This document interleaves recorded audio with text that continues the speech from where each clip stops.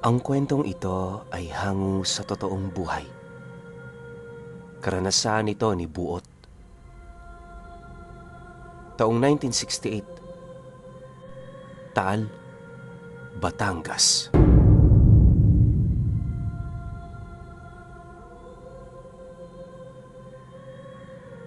Itong mga panahong ito, nasa kasagsagan pa lamang ng pagbibinata itong si Buot.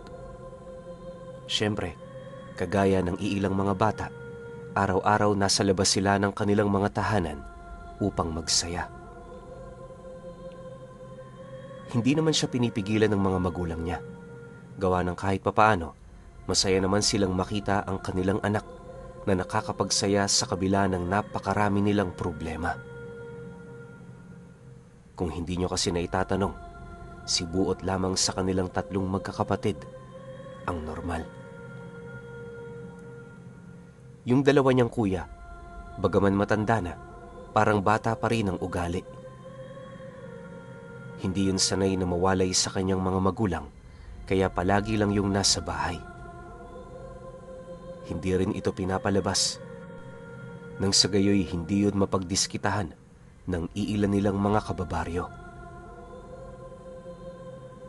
Ayon kay Buot na, yung panganay niyang kapatid, kulang sa buwan nung ipinanganak.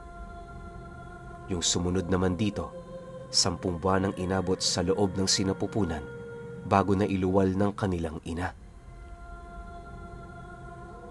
Nahulaan na rin ng albularyo ang magiging kahinatnan nito sa kadahilanang hindi pa naman na ipapanganak ang dalawa, paulit-ulit na yung binibiktima ng mga aswang. Tumigil lang ang mga nilalang na yon nung nagbigay na yon ng pangontra noong ipinagdadalang tao na itong si Buot. Dahil sa tulong ng manggagamot, kung kaya't naging normal naman ang kanyang pangangatawan at pag-iisip. Magmula noon, sa abot ng kanilang makakaya, pilit silang tumutulong sa matanda, pagpapakita na rin ng utang na loob nila. Sa edad niyang 17 anyos, nanatili pa rin siyang malaya mula sa mga responsibilidad. Araw-araw iginugugol ni Buot ang kanyang oras sa paglalaro, malapit sa isang lumang simbahan kasama yung mga kaibigan niya. Meron kasi doong malawak na palaruan, kaya na may doon sila palaging tumatambay. Syatong, tagu-taguan, tumbang preso, at kung ano-ano pang laro ang ginagawa nila sa lugar na yon.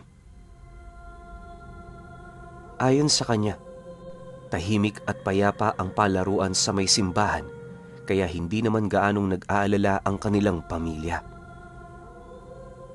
Minsan may mga pagkakataon ding nakikipaglaro sa kanila ang mga sakristan na siya namang sinasamahan ng pare sa oras na wala din yung ginagawa.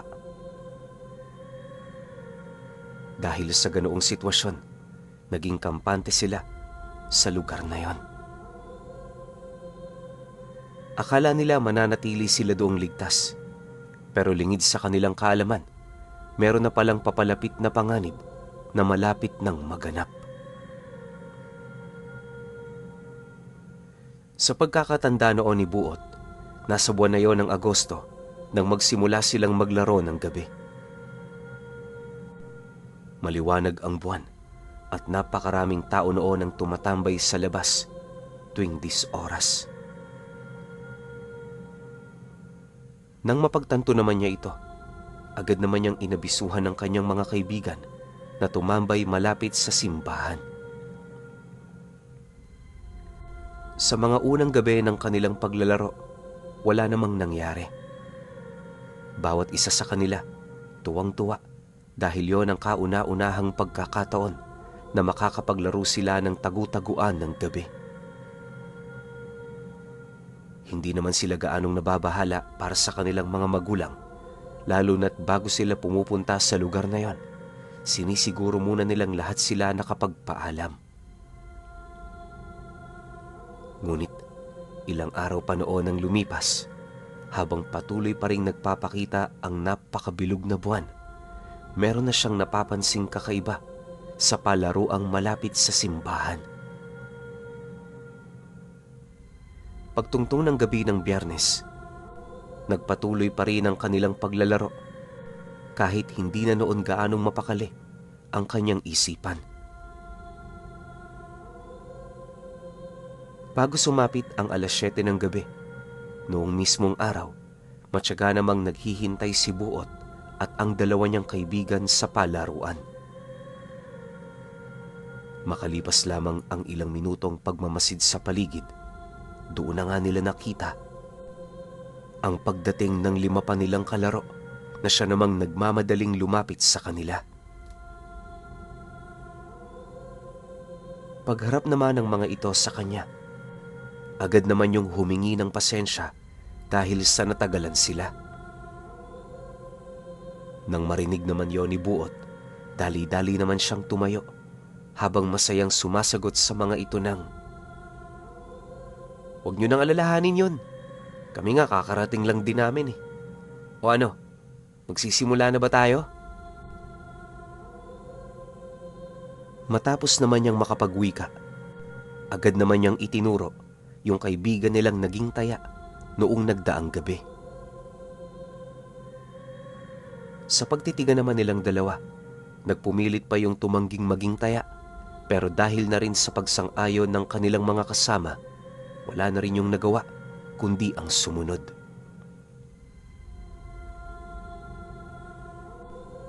Pagtalikod naman ito sa isang puno, dali-dali naman silang naghiwa-hiwalay para humanap ng lugar na maaari nilang mapagkublian.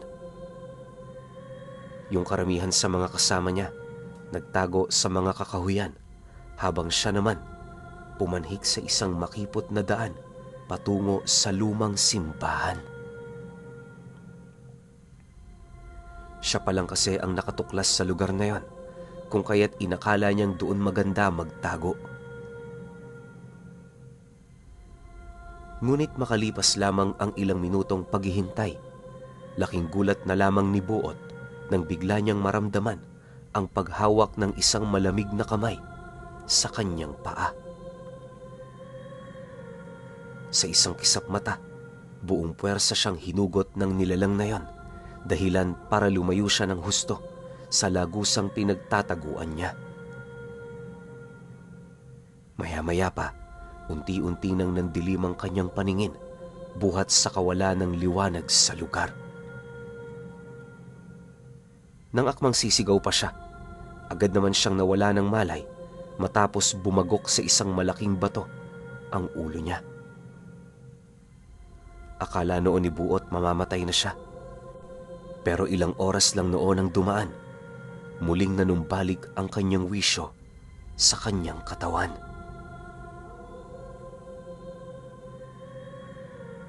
Pagsilay niya sa paligid, nadatnan niya ang kanyang sarili sa pangpang ng isang maliit na ilog na punong-puno ng mga damo. Nagkalat din doon ang iilang mga tipak ng gusali, kalakip ang iilang mga maliliit na gusali na animoy nalimot na ng panahon. Ayon pa sa kanya, napakalawak ng lugar na yon na parabang napaka-imposible nitong magmula sa ilalim ng simbahan. Dala naman ang kanyang pagtataka, dali-dali naman siyang tumayo para umpisahan ng maghanap ng daan papalabas. Ilang beses din siya doong sumigaw, pero yung tinig niya parang hindi nakakatagos sa lugar na kinaroroonan niya.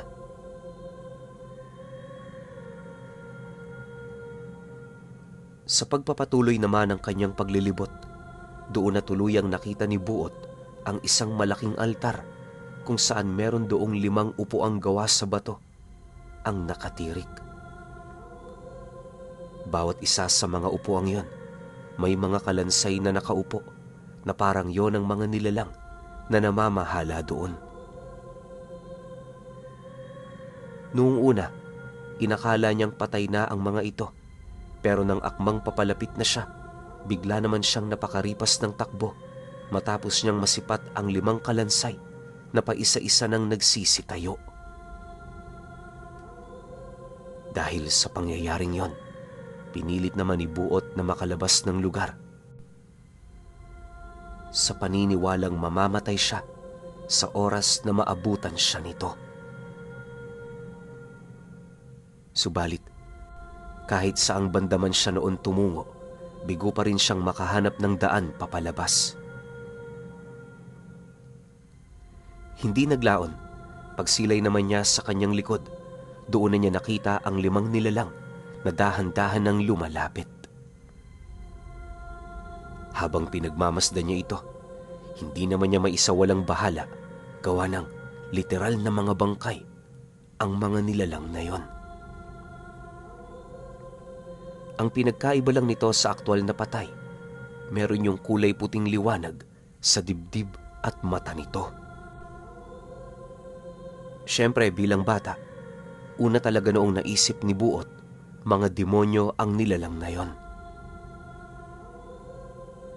Ang labis niya pa doong ikinatakot ay yung mga dala nitong mga espada at tabak na parang yon ang gagamitin ng mga ito para paslangin siya. Makalipas pa ang ilang minuto, nang masukol na siya ng 5 nilalang, wala na nga siyang nagawa kundi ang umiyak habang inaalala ang kanyang mga magulang. Yung takot niya noon, halos nanuot na talaga sa kanyang buto dahil hindi niya mawari kung ano ang mangyayari sa kanya matapos nito. Ilang beses na rin niyang sinubukang igalaw ang kanyang mga binti, pero labis-labis na ang pamamanhid nito na halos umabot na sa puntong hindi niya na yun nararamdaman. Maya-maya pa, pag-angat naman ng mga kalansay sa hawak-hawak nitong mga armas, napapikit na lamang siya habang itinataas ang kanyang mga kamay.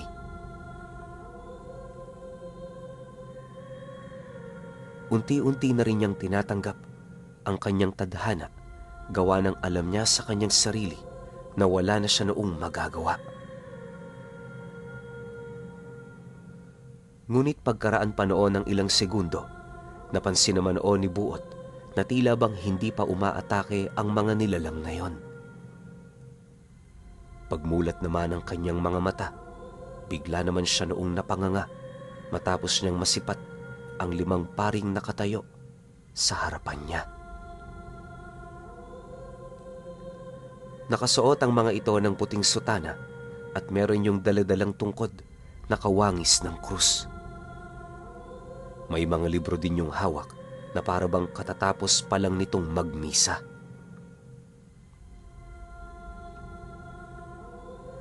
Matapos naman niya yung masilayan, kahit papaano medyo nakampante siya, gawa ng mga tao na yung nakita niya.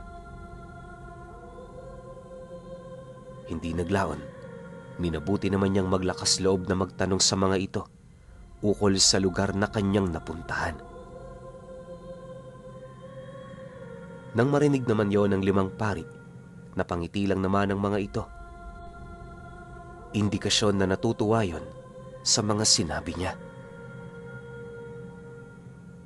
Maya-maya pa, agad naman niyang napansin ang paglapit ng pari na nasa gitna habang malumanay na nagwiwika sa kanya ng, "Marahil ay nagtataka ka kung papaano ka napunta sa lugar na ito. Matuwa ka, iho, sapagkat banal ang lugar na pinuntahan mo.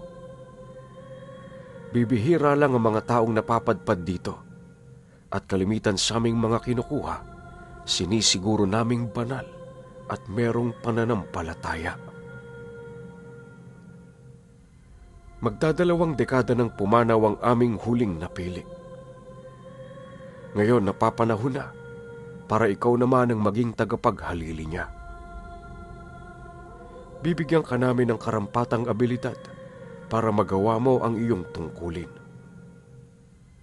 Malapit na ang paghahari ng kadiliman, Buot, kaya sana magampanan mo ang iniatang sa iyo hanggang sa magwakas ang iyong buhay." Kasabay ng pagwika nito ay ang pag-abot naman ito sa kanya ng isang punyal na punong-puno ng simbolo mula sa talim hanggang sa hawakan. Bagaman kulay dilaw ang kulay nito, mariin niyang inilahad na hindi yon isang ginto. Kung hindi siya nagkakamali, tanso lang ang punyal na yon, ngunit nagtatanga nito ng isang malakas na presensya. Presensyang buong buhay niya, hindi niya inaakalang umiiral sa mundo ng mga tao. Paglalarawan pa niya, sa armas na ibinigay ng pari, parang sakris na espada ang kurba ng talim nito. Ilang pulgada rin ang haba nito at meron yung isang nakabaong bato sa pinakadulong parte ng hawakan nito. Sa pagpapatuloy naman ng kanilang pag-uusap, mariin namang inilhad sa kanya ng pare na hindi yon nakikita ng ibang tao. Ang tanging may kakayahan lamang na makasilay dito ay siya, mga antingero at ang iilang mga nilalang na pawang kalaban ng kanilang pinaniniwalaan. Matapos naman itong maibigay sa kanya ng pare, meron din itong kinuhang garapon na may lamang napakalinis na tubig. Pagbukas naman ng takip nito, agad naman siya nitong inutusang lumuhod para inumin ng sagradong tubig. Nang maisakatuparan na ito ni Buot, inalapat ng 5 pari ang mga kamay nito sa kanyang ulo habang paulit-ulit yung kumakanta ng papuri sa Panginoon. Maya-maya pa, lahat ng tinig na kanyang naririnig, dahan-dahan ang nawala. Sa isang iglap, nadatnan niya ang kanyang sarili na nakaupo sa labas ng lagusan na kanyang pinasukan. Hawak-hawak na rin niya noon ang ibinigay nitong punyal, hudyat na hindi siya nananaginip noong mismong oras na yon.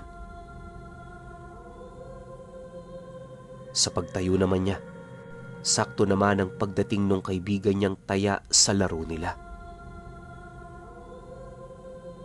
Pagtawag nito sa kanyang pangalan, wala naman siyang nagawa kundi ang sumunod.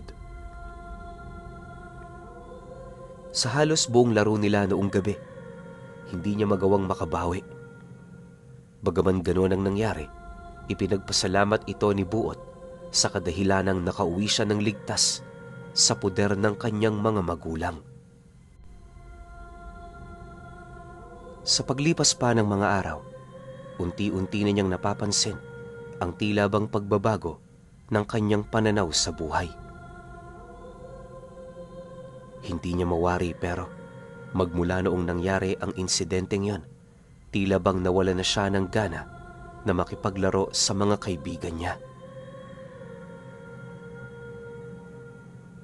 Natapos na lamang noon ang kabilugan ng buwan, hindi na niya ninais pang lumabas ng gabi, gawa ng may mga bagay na siya noong ginagawa na mas higit na mahalaga at yon ay ang pagtuklas sa panibagong kakayahang tangan niya. Ayon pa kay Buot na kapag natutulog siya, nadadapo ang kanyang wisyo sa lugar na natuklasan niya. Ang mga paring nakasalamuha niya sa lugar na yon ang unti-unting nagbibigay sa kanya ng karunungan ukol sa panibagong mundo na kanyang kinagagalawan. Sa totoo lang, kahit ilang beses na niyang nakita ang mga nilalang na yon, hindi niya pa rin mawari kung saan nagmula ang mga ito. Ilang beses na din niya yung tinanong pero mariin itong inilahad sa kanya na mas mainam na pagtuunan niya ng atensyon ang pangkasalukuyan. Dagdag pa ng mga ito na hindi na mahalaga kung ano sila, basta ang importante matuklasan ni Buot sa lalong madaling panahon ang aral na para sa kanya.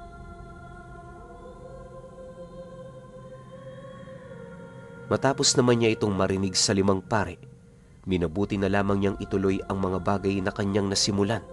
Subalit habang tumatagal, tila bang meron siyang natutuklasang kakaiba. Hindi naglaon nang mapagtanto niya kung ano ang kanyang tungkuling gagampanan sa mga ito. Naglakas loob siyang lumayo sa puder ng kanyang pamilya. Isang hapon, pagdating naman ng mga magulang niya, agad naman yung sinalubong ni Buot, bitbit ang kanyang mga gamit. Pagharap naman niya sa mga ito, nakayuko naman siyang nagwiwika rito ng,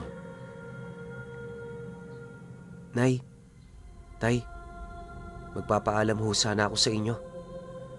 Gusto ko na hong magtrabaho. Meron akong nakilala na taga-kabilang bayan. Sasama ho ako sa kanya ngayon para doon magtrabaho. Payagan niyo na ho ako para naman meron akong maitulong sa inyo. Alam kong hirap na kayo at hindi ko na kayang sikmurain pa ang pagsasakripisyo ninyo sa aming tatlo. Patawad ho, Nay, Tay, pero kailangan ko ho talagang gawin ang bagay na to."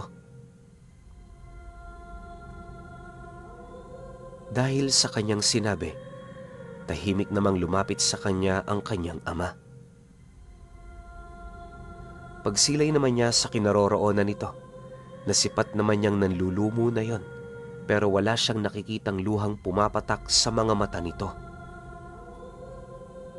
Maya-maya pa, agad naman itong hinawakan ng kanyang ulo, sabay sagot ng, Sige anak, basta kung hindi mo kaya, bumalik ka. Kahit anong oras, bukas ang ating pamamahay para sa'yo. Mag-iingat ka at huwag mong pababayaan ang sarili mo. Nare-respeto namin ang iyong desisyon, kaya hindi kami tututol.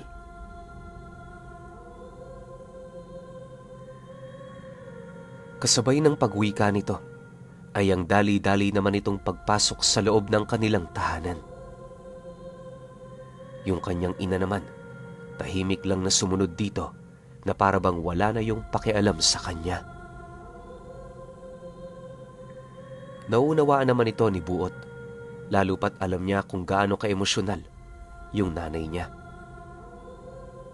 Kung sinubukan kasi nitong magsalita pa, baka umiyak lang yun ang umiyak hanggang sa mapilitan na yung pigilan siya. Makalipas pa ang ilang minutong pakikiramdam, nang mapagtanto naman niyang sarado na ang kanilang bahay, taas noon naman niyang tinahak ang daan habang paulit-ulit na iniisip ang mga bagay na inilahad sa kanya ng 5 pare. Lingid kasi sa kaalaman ng kanyang pamilya na kung hindi yon gagawin ni Buot, maaaring madamay ang mga ito sa sitwasyong kahaharapin niya. Ayaw naman niya yung mangyari, lalo pat hindi niya kayang makita ang kanyang mga magulang na nahihirapan buhat sa kanya. Bago siya umalis ng baryo, lumapit muna siya sa pare na kasalukuyang nangangalaga sa simbahan. Pagpasok naman niya sa pinagtitirhan nito, nadatna naman niya yung nagkakape kasama yung mga sakristan. Maya-maya pa, pagsilay naman ito sa kanya, agad naman yung lumapit habang nagtatanong yun sa kanya ng, Oh, Buot, ano nga atin? Bakit parang ang lungkot mo? Pagkarinig naman niya sa sinabi nito, agad naman niya yung pinakiusapan na kung maaari mag-usap sila ng pribado. Dagdag pa niya na meron siyang mga mahalagang detalye na ibabahagi rito. Matapos naman niya yung mailahad, agad namang inabisuhan ng pari ang mga sakristan nito na umalis na muna. Maya-maya pa, pagpasok naman nila sa silid nito, agad naman itong inilahad sa kanya ang tungkol sa dala niyang punyal na kanina pa nitong napapansin. Ayon pa sa pare, na kung hindi niya nakita ang 2 armas na yon ni Buot, hindi niya yun pagbibigyan sa gusto nitong mangyari.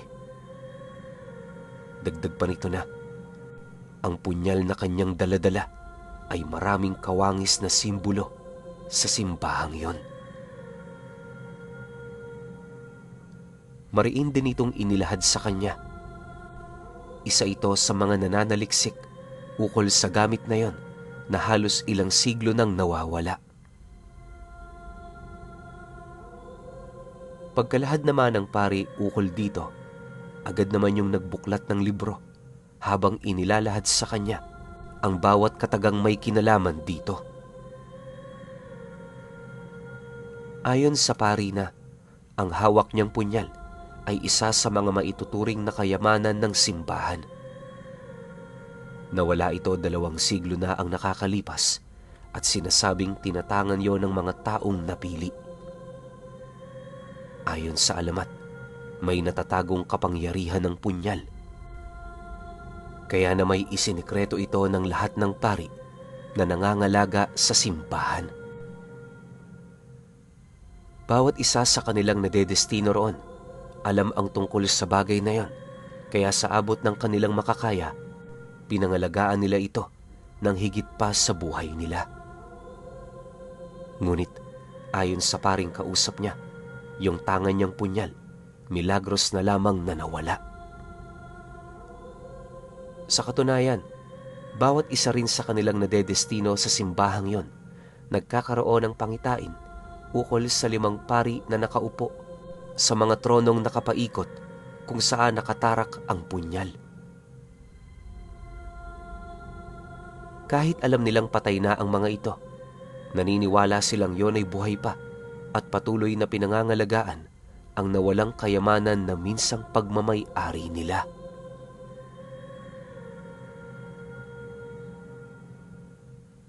Matapos naman yung marinig ni Buot, hindi naman niya maiwasang kilabutan, gawa ng lahat ng sinabi nito alam na niya. Sa puntong yon, tuluyan na niyang naunawaan na tunay ngang totoo yung mga bagay na kanyang naranasan. Sa pagpapatuloy naman ng kanilang pag-uusap, agad naman niyang ibinahagi sa pari ang kanyang kaugnayan sa 5 nilalang na sinasabi nito.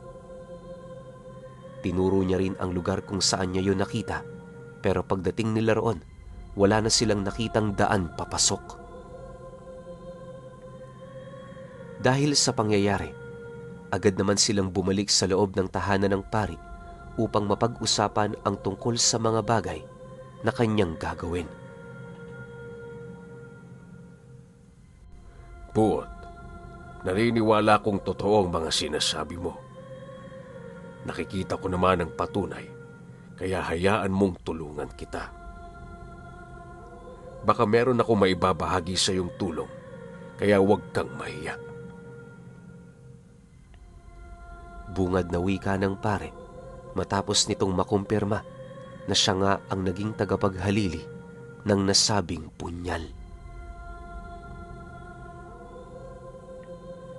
Nang marinig naman niya ang sinabi nito, hindi naman siya nagdalawang isip na humingi doon ng tulong ukol sa kanyang problema sa salapi. Ayon sa kanya, kinakailangan niyang lumayo sa lugar na yon upang masigurong walang madadamay sa kanyang mga mahal sa buhay. Pagtatapat pa niya na, kahit mahirap yun sa kanya, wala siyang pagpipilian alinsunod sa nais mangyari ng mga nilalang na gumagabay sa kanya.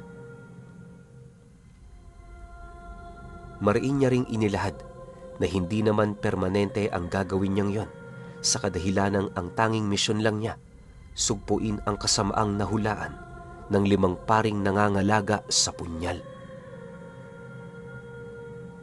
Dagdag pa ni Buot na, kahit hindi niya alam ang mga mangyayari sa kanya, nagdesisyon na siyang tanggapin ang kanyang tadhana. Mahirap man yon, alang-alang sa mga naniniwala sa kanyang kakayahan, gagawin niya ito. Dahil sa kanyang sinabi, agad namang sumang-ayon ng pare sa nais niyang mangyari. Noon ding mismong araw, naglibot-libot sila noon sa baryo para mamalimos. Hindi naman sila pinagdamutan ng mga mayayamang pamilya gawa ng mataas ang respeto nito sa kanyang kasama. Nang makalikom na sila ng sapat na pera para sa kanyang pag-alis, agad naman yung ibinigay sa kanya habang mariing nagpapaalala ng, Maging mapalad ka sapagkat ikaw ang napili. Alam kong bata ka pa, Buot, pero wag mo sanang kakalimutan, mga sagradong nilalang ang gumagabay sa iyo. Kapag kinausap mo sila, sana'y bigyan mo sila ng mataas na respeto. Kilala ko ang 5 paring yon sapagkat isa sila sa mga naging pundasyon ng Kristyanismo dito sa ating lugar. Humayo ka ng mapayapa, iho. Ipaglaban mo ang alam mong tama at totoo. Aabisuhan ko rin ang mga pari sa bayang pupuntahan mo, kaya kapag meron kang kailangan, huwag kang mahiyang lumapit sa kanila. Padre, salamat ho sa tulong ninyo. Pangako ho, tatanawin kong isang malaking utang na loob ito. Sagot naman dito ni Buot.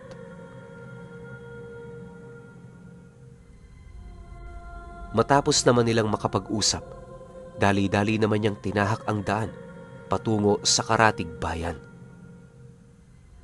Dahil sa medyo mahirap pa noon ang mga pamamaraan ng transportasyon, 2 gabi niyang binaybay ang daan hanggang sa makarating na siya sa lugar na gusto niyang puntahan.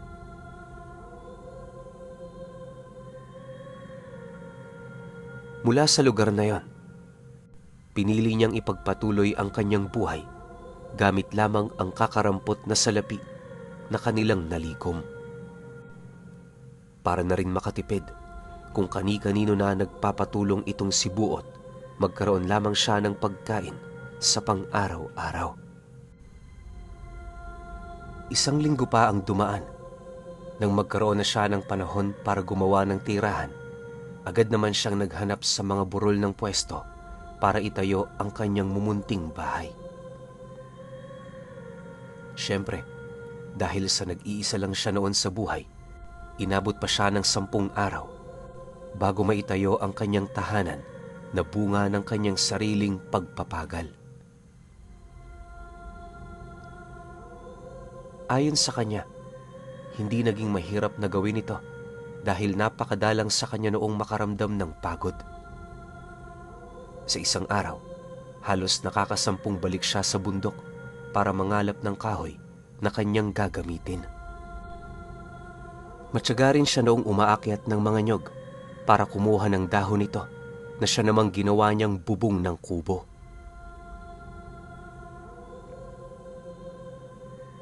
Sa paglipas pa ng mga araw, unti-unti na ring nasasanay si Buot sa kanyang panibagong buhay. Halos inabot rin siya doon ng ilang taong pananahimik hanggang sa dumating ang takdang panahon kung saan nagawa na niyang mapaghusayan ang larangang kanyang tinatangan. 5 taon ang dumaan, medyo matanda na itong si Buot. Malaki na rin ang ipinagbago ng kanyang katawan buhat sa araw-araw na pagtatrabaho. Kahit matagal na siyang nananatili sa lugar na yon, bilang pa lamang sa kanyang daliri ang kanyang mga kaibigan. Madalas kasi, marami ring masusukal na daan ang kinakailangan pa nitong tahakin. Dahil sa ganoong sitwasyon, tanging mga mamumundok lamang at mga nangangaingin ang nakakarating sa kanyang pamamahay. Minsan nga, sinasadya pa talaga siya ng mga ito para humingi ng maiinom at pagkain. Siyempre, hindi naman yun pinagdadamutan ni Buot, lalo pat kabilang din siya sa mga taong yon na nakaranas ng ganoong hirap. Gayunpaman, sa kabila ng lahat ng naranasan niya sa lugar na yon, pilit pa ring dinadala ng kanyang wisyo ang kaisipan niya sa lugar kung saan siya unang namulat at nagkaisip. Ay, sila nanay kaya? Kumusta na? Tanong ni Buot sa kanyang sarili habang pinagmamasdan ang paglubog ng araw. Matapos naman niyang makapagwika, panay naman ang kanyang ginagawang pagmamasid sa punyal niyang magtatatlong taon na ding nakatarak sa sentro ng kanyang bakuran. Sa loob kasi ng ilang taon niya roong paninirahan, wala namang nangyaring kakaiba maliban sa paggambala ng mga mangkukulam na merong nakakalaban sa lugar nila. Hindi naman niya yun gaanong pinakikialaman, gawa ng bukod sa wala naman yung pinapatay, alam niyang purong pananakot lamang ang kalimitang ginagawa ng mga ito.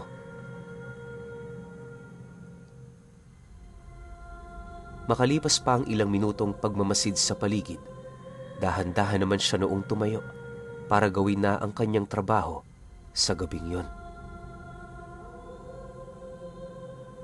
Habang nasa kasagsagan ng pagluluto itong si Buot, bahagya naman siya noong natigilan nang makarinig siya ng mga pagkatok sa entradang pinto ng kanyang bahay.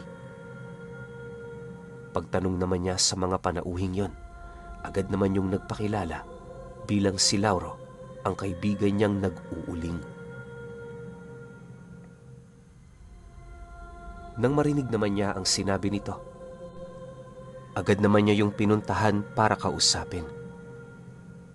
Akala niya kung ano lang ang pakay nito sa kanya, pero pagbukas niya ng pinto, agad naman itong ibinahagi ang tungkol sa pagsalakay ng mga aswang sa kanilang baryo.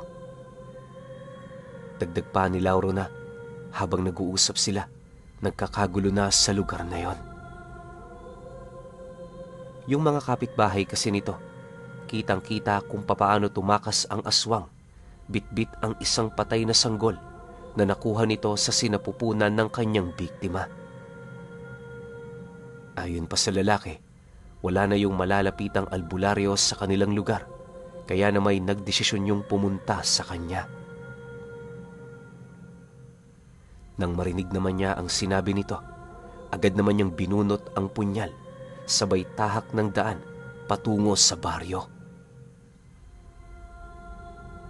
Sumunod na dinoon si Lauro para naman kahit papaano magabayan siya nito ukol sa lugar na kanilang pupuntahan.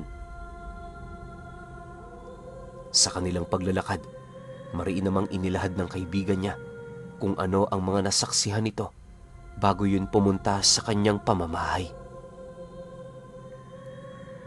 Manoy, alam mo ba kanina, nagdadalawang isip talaga akong pumunta sa bahay mo eh. Naglakas loob lang ako dahil alam kong kayo makakatulong sa akin. Nga pala, may tanong ko lang.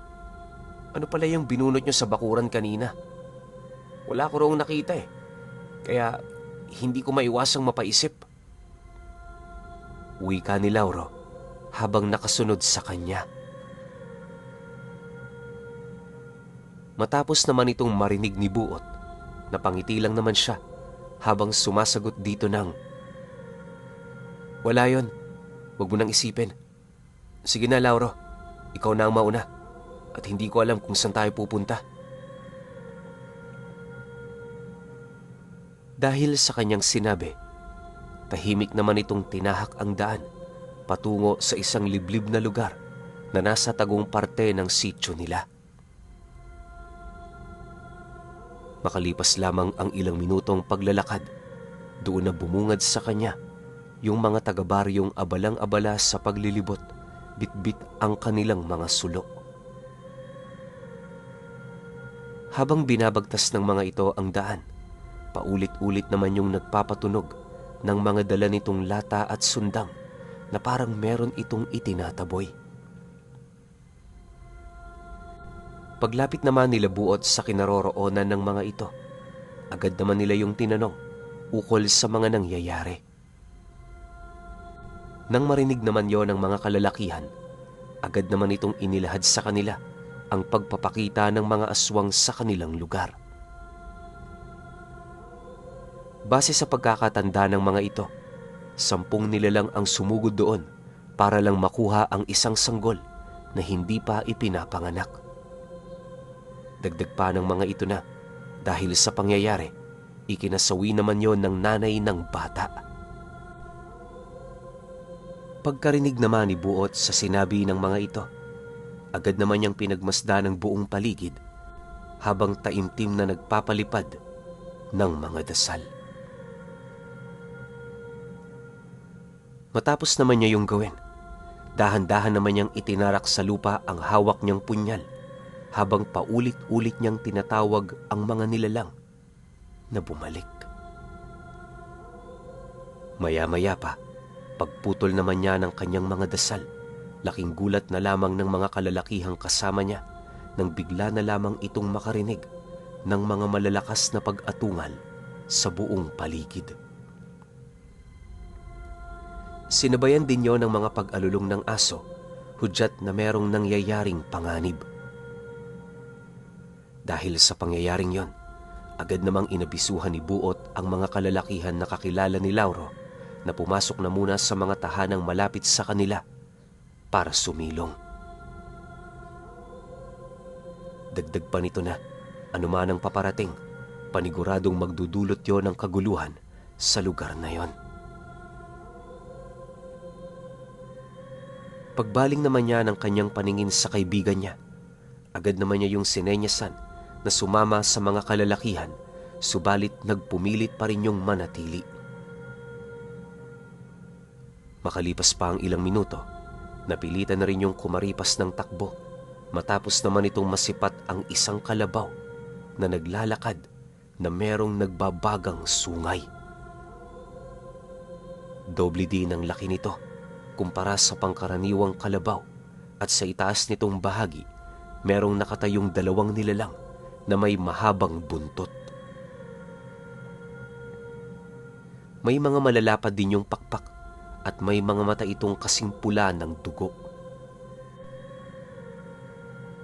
Matapos naman yung masilayan ni Buot, agad naman niyang dinukot ang kanyang punyal at kasabay nito ang pag-usal niya rito ng dalawang buhay na kataga na siyang naging sanhi upang magkaroon ng kopya ang gamit na yon. Paghawak naman niya ng kopya nito gamit ang kanyang kaliwang kamay, napahinga na lamang ng malalim itong si Buot nang mapansin niyang tumalas at lumawak ang kanyang paningin.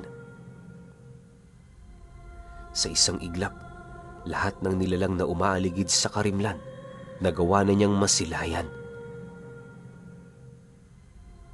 Ayon sa kanya, na kapag ginagamit niya ang ganoong abilidad, kahit pumikit siya sa harapan ng kanyang kalaban, hindi siya nito masasaktan. Di lang kasi ang mga mata niya ang kanyang nagagamit, sa halip nagkakaroon siya ng ika-6 na pandama kung saan nakakaya niyang matunto ng kanyang mga kalaban sa pamamagitan lamang ng paghaplos ng hangin sa kanyang katawan. Matapos naman yung maisakatuparan ni Buot, napangisi lang naman siya habang nakatitig sa dalawang nilalang na nakasakay sa kalabaw. Pagkumpas naman niya ng kanyang punyal sa ere, parang bula naman siyang naglaho sa kanyang kinaroroonan na siya namang labis na ikinagulat ng dalawang nilalang na papasugod sa kanya.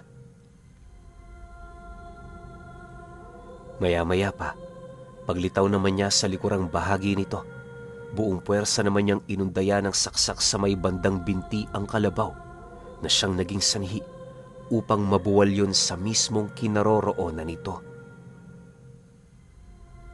Pagbagsak naman ng dalawang aswang, agad naman niya yung inundaya ng saksak sa may kaliwa at kanang braso nito, sabay hila papalayo.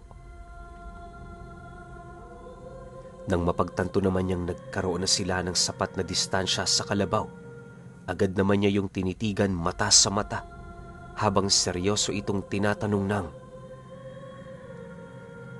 "Sinong pakay mo rito? Ano bang ibig niyong patunayan sa lugar na ito?" Nang marinig naman yon ng dalawa, wala naman itong nagawa kundi ang umiyak lang ng umiyak habang paulit-ulit na humihingi ng tawad sa kanya.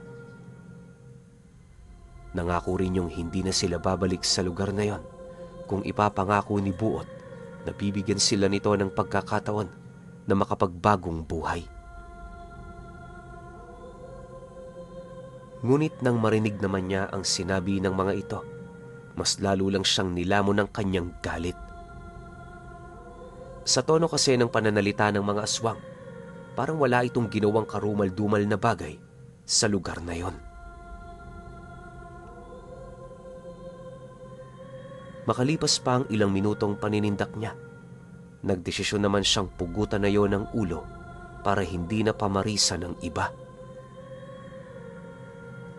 Dahil dito, wala namang nagawa ang mga nilalang na yon, kundi ang mamatay mismo sa kanyang mga kamay.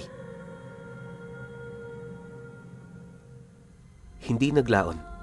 Pagbaling naman niya ng kanyang paningin sa pagmumukha ng mga nilalang na yon, agad naman niyang binunot ang kanyang punyal na nasa braso nito, sabay hawak sa ulo ng dalawa, habang paulit-ulit niyang nilalaslas ang mismong leeg nito. Maya-maya pa, pagkalas naman ng leeg ng dalawang aswang, dali-dali naman niyang sinugod ang iba pa nitong mga kasama na pasimpleng nagmamasid sa paligid. Sa loob ng kalahating oras, walang nagawa ang mga nilalang na yon, kundi ang mamatay sa kanyang mga kamay. Tanging mga aswang lang din na may dugo ng gabunan ang nagawang makasunod sa kanya dahil sa mga sabulag na pilit na nagkukubli sa kanyang katawan. Ayon kay Buot, hindi naman talaga malahangin ang kanyang bilis. Sa halip, yung mga usal niyang inihip sa kanyang katawan ang nagsisilbing salamin upang itago ang kanyang presensya at bulagin ang paningin ng mga kalaban niya. Yon ang dahilan kung bakit sa tingin ng kanyang mga kalaban, mas mabilis pa siya kesa sa hangin. Sa pagbalik naman ng katahimikan sa paligid, agad namang pumunta si Buot sa bahay na pinagtataguan ng kaibigan niya upang abisuhan niyong lumabas. Nang marinig naman ito ang kanyang sinabi, dahan-dahan naman itong binuksan ang pinto habang nagtatanong sa kanya ng, "Sigurado ka, Manoy? Pwede nang lumabas?" "Oo, pwede na. Basta yung mga kasama mo dyan, sabihan mo na hindi sila pwedeng lumabas. Ang gusto ko, ikaw lang ang makakita sa mga bagay na hindi dapat makita ng mga kagaya mo. Bago ka lumabas, magdala ka rin ng isang galong langis. Susunugin natin ang mga bangkay ng demonyong yon bago pa man may makakita sa kanila." Sagot naman niya rito.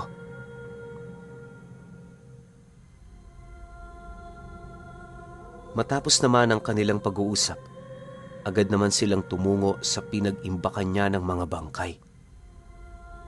Mula roon, binuhusan nila yon ng langis habang tinatambakan ng hindi mabilang na kahoy na merong mga dahon ng nyug. Makalipas lamang ang ilang minuto, bigla naman yung nilamon ng isang malaking apoy. Habang pinagmamasdan nila ito, mariin naman niyang inabisuhan itong si Lauro na hanggat maaari mas mainam na wala yung pagsasabihan ukol sa pangyayaring yon. Nang marinig naman ito ang kanyang sinabi, tumangulang naman ito, hudyat ng kanyang pagsang-ayon.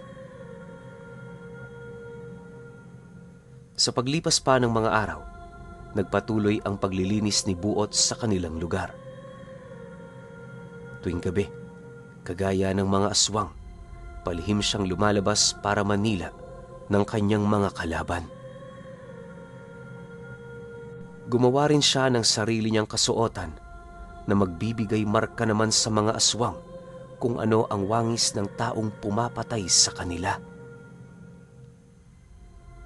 Magmula noon, nakilala ang isang lalaking nakasalakot na gumagala tuwing gabi para kumitil. Naging matunog din sa lahi ng mga aswang ang anyo nito na siya namang nagsilbing malaking banta sa kanilang uri. Dahil sa pangyayaring yon, agad namang gumawa ng paraan ng kanyang mga kalaban para masukol siya. Sa paglipas pa ng mga buwan, walang ibang ginawa noon si Buot kundi ang makipaglaban sa mga nilalang na dumadayo sa kanilang lugar. Minsan nga, kahit sikat na sikat pa ang araw, may mga nasisipat siyang matanda na animoy nagpapakalat ng salot sa pamamagitan ng paglason sa mga itinitindang pagkain sa merkado. Noong una pinapalampas niya pa ito, pero nang mapansin niyang dumarami na ang may sakit sa kanilang lugar, doon na siya nag-umpisang kumilos. Para magkaroon siya ng impluwensya sa bayang pinagtitirahan niya, naglakas loob na siyang lumapit sa simbahan.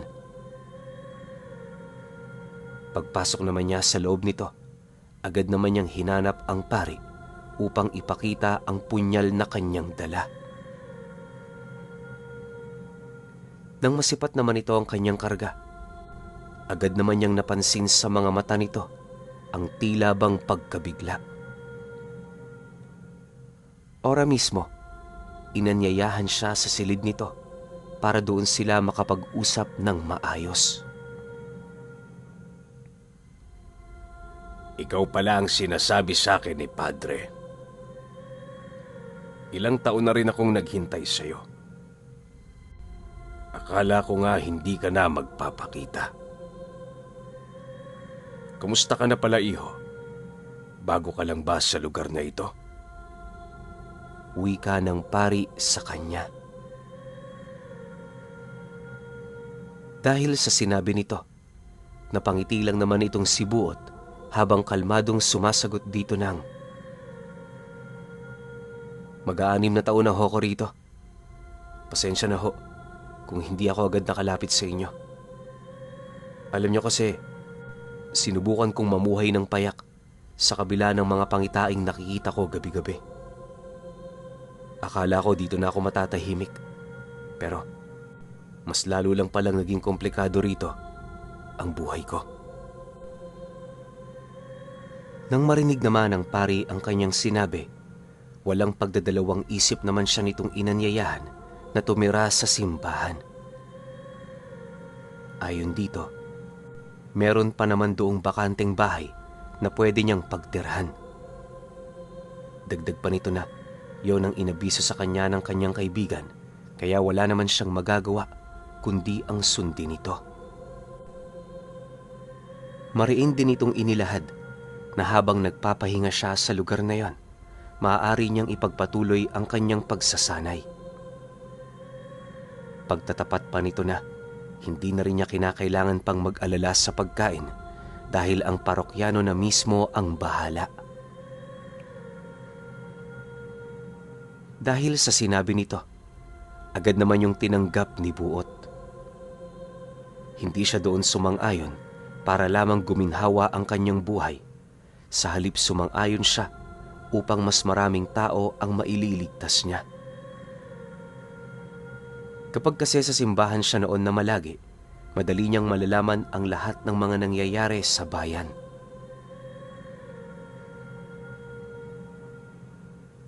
Sa paglipas pa ng mga araw at buwan, maraming sinaliksik si Buot ukol sa kanyang karga.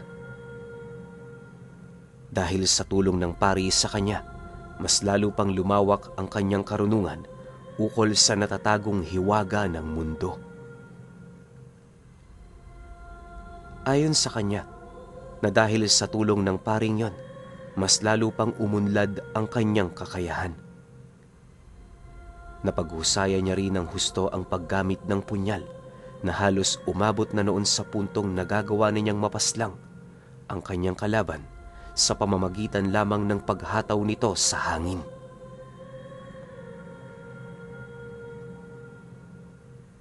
Dekada pa noon ang lumipas, matanda na itong si Buot. Nagdesisyon na rin siya noong umalis sa simbahan para muling manirahan sa mga lugar kung saan malayo sa gulo na nililikha ng tao. Sa abot din ng kanyang makakaya, naglakbay siya sa iba't ibang dako para lamang mahanap ang demonyong ipinapapatay sa kanya ng 5 pari. Alam niyo, Pinuno, ang pinakamasakit na nangyari noon kay Buot ay nung mabalitaan niya ang pagkamatay ng mga magulang niya. Gustuhin man niya noong bumalik sa kanilang lugar, pero alam niya sa kanyang sarili na huli na ang lahat. Maliban doon, kung sakali mang gugustuhin niya roong bumalik, naniniwala rin siyang dadalhin niya rin ang panganib na dulot ng mga nilalang na humahabol sa kanya.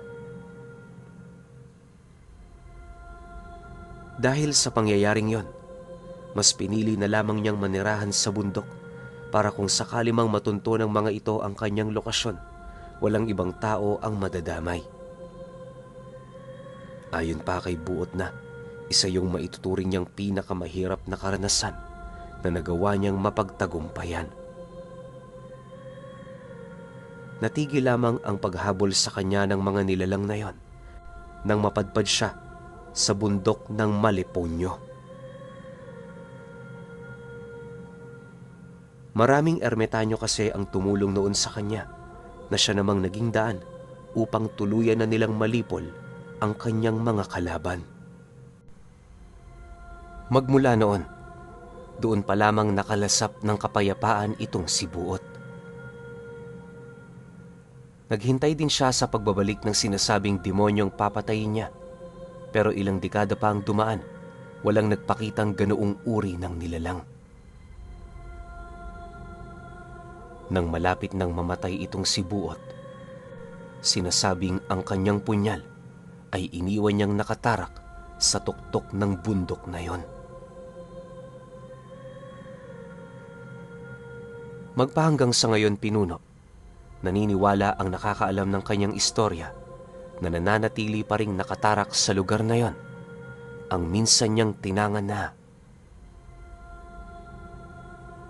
punyal ng 5 sinaunang pare.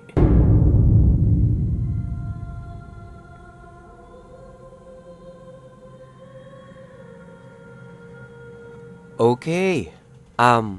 Opinyon ko sa kwento. Di mo na ako magpapakita kasi medyo mataba yung ilong natin ngayon kasi may sipon pa rin ako eh.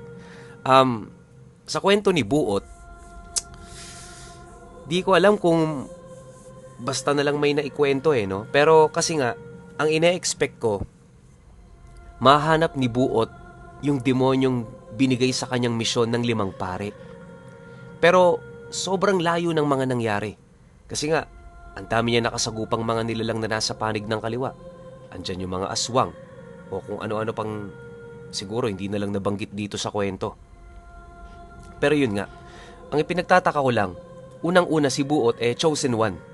'Di ba? Ang sabi nga nung pari dun sa may dati nilang simbahan na napakaswerte ni Buot kasi sobrang bihirang tao yung napipili ng mga pari.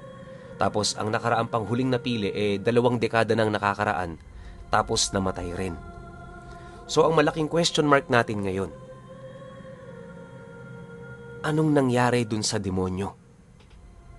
Imposible namang patay na yon.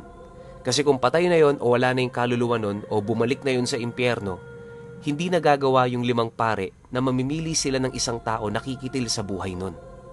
Diba? So paano ngayon yun nangyayari? Paulit-ulit lang yung cycle na may pipiliin sila magtatanga ng punyal. Tapos yung magtatanga ng punyal na yon, yun nga, parang medyo madedepress sa sarili kasi chosen one siya eh. Ayaw niyang madama yung pamilya niya kung meron man. So, aalis siya sa lugar, maglalakbay siya kung saan-saan, hahanap siguro ng tahimik na lugar para dun hintayin yung paparating na demonyo. Pwedeng ganun, di ba? Pero ang ending, hindi talaga nila makikita. So ngayon, isa pa naisip kong dahilan kung bakit ganun. Baka nasa mismong simbahan na yon yung demonyong pinapahanap sa kanya nung 5 pare. 'Di ba? Ang mali lang neto ni Buot, umalis siya sa lugar para maglakbay. Na hindi naman sinabi ng mga pare na maglakbay siya para hanapin yung demonyo. Siguro kusang lalapit yun sa kanya. Siguro gusto lang rin mangyari nung 5 pare, oo, ikaw pinili namin. Pero wala kang kailangan baguhin sa buhay mo. 'Di ba? So, pasensya na kayo ha. Sobrang haba ng opinion ko kasi pilit kong hinahanapan ng butas yung buong kwento eh. Para maging tugma-tugma, alam niyo yun. Na parang hindi lang basta may makwento lang. Siguro, iba kasi yung dialekto ng kwento na to eh. So, ang tagal bago namin na-translate. Siguro may mga part na mali kami ng translation o kung ano man. Kaya, pasensya na. Pero para sa akin, maganda naman yung kwento. Ang kaso nga lang, yung mismong kwento, parang hindi siya doon umikot o hindi siya doon tumakbo. Yun naman sa akin lang. Pero kung mali ako ng pagkakaintindi, pwede nyo naman akong i-correct. Kaya kayo pa rin. Kung may opinion kayo sa kwentong ito, comment nyo lang sa baba. Yun lang. Hanggang sa susunod na kwento. Salamat.